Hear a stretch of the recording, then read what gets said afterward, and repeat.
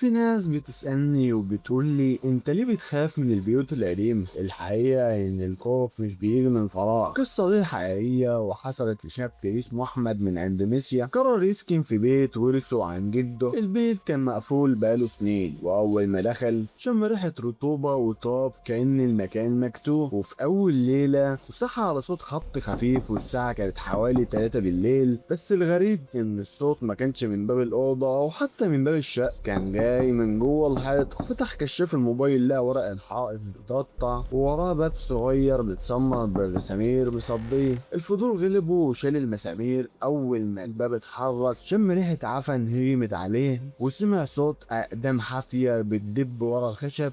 وفجأة النور طفى، وحس بنفس ساقع ورا رقبته وحد بيهمس جنبه بصوت مش بشري. طلع يجري وما بصش وراه، ولما رجع الصبح لقى الحيطة سليمة تماما، كأن الباب ده ما كانش موجود أصلا. ومن يومها عرفت ليه بخاف. في أماكن مش مسموح لنا نفتح أبوابها. أنت لو مكانه كنت هتفتح الباب ولا هتهرب؟ قول لي رأيك في الكومنتات، وما تنساش اللايك والمتابعة لحكاوي الدهشان.